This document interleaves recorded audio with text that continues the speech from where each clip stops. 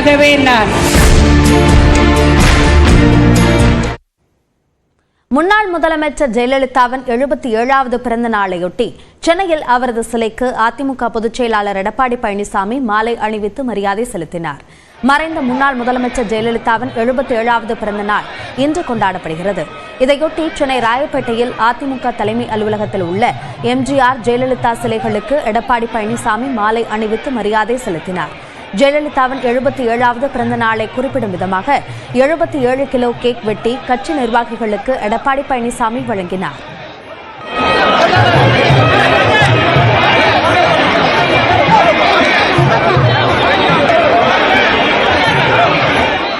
ஏழை எளியோருக்கு நலத்திட்ட உதவிகளை வழங்கிய எடப்பாடி பழனிசாமி மருத்துவ முகாமை தொடங்கி வைத்து பெண்களுக்கு ஊட்டச்சத்து பையை வழங்கினார்.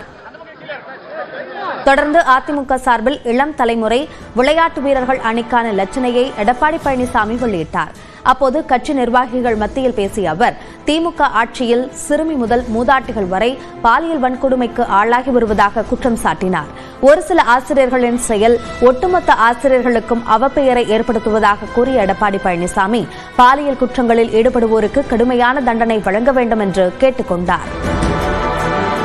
தான் பெற்றெடுத்த குழந்தைகளை பள்ளிக்கு அனுப்புகின்ற பொழுது அந்த பள்ளியிலே நடைபெறுகின்ற சம்பவங்கள் பெற்றோர்களுக்கு அதிர்ச்சி அளிக்கின்றன. இப்படிப்பட்ட செயலில் ஈடுபட்டவர்களுக்கு கடுமையான தண்டனை வழங்க வேண்டும். ஜெயலலிதாவின் பிறந்த நாளையொட்டி சென்னை காமராஜர் சாலையில் உள்ள அவரது திருவுருவ சிலைக்கு முன்னாள் முதலமைச்சர் ஓ பன்னீர்செல்வம் மாலை அணிவித்து மரியாதை செலுத்தினார். தொடர்ந்து கட்சி நிர்வாகிகளுக்கு இனிப்பு வழங்கினார். அப்போது ஒற்றை தலைமை காரணமாகவே அதிமுக தொடர் தோல்விகளை சந்தித்து வருவதாக ஓ பன்னீர்செல்வம் குற்றம் சாட்டினார். மாண்புமிகு அம்மா அவர்கள் இருந்தவரை கழகம் எந்த நிலையில் உச்சாணி கொம்பில் மாண்புமிகு அம்மா அவர்கள் நிலைநிறுத்தினார் என்பதெல்லாம் உங்களுக்கு தெரியும்.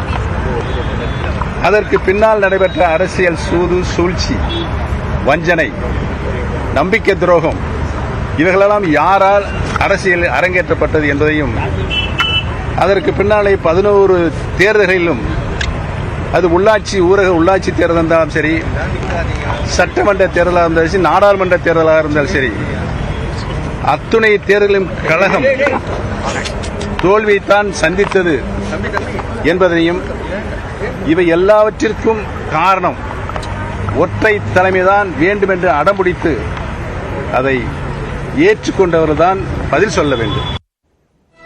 ஈரோடு மாவட்டம் கோபிச்செட்டிப்பாளையத்தில் உள்ள அலுவலகத்தில் ஜெயலலிதா திருவுருவ படத்திற்கு அதிமுக மூத்த தலைவர் செங்கோட்டையன் மாலை அணிவித்து மரியாதை செலுத்தினார். தொடர்ந்து அதிமுகவினருக்கு இனிப்பு வழங்கினார். அப்போது ஆடும் ஓநாயும் ஒன்று சேர முடியாது என்று எடப்பாடி பழனிசாமி தெரிவித்த கருத்து குறித்த கேள்விக்கு செங்கோட்டையன் பதிலளிக்க மறுத்துவிட்டார். அவர் சொல்லிட்டார்.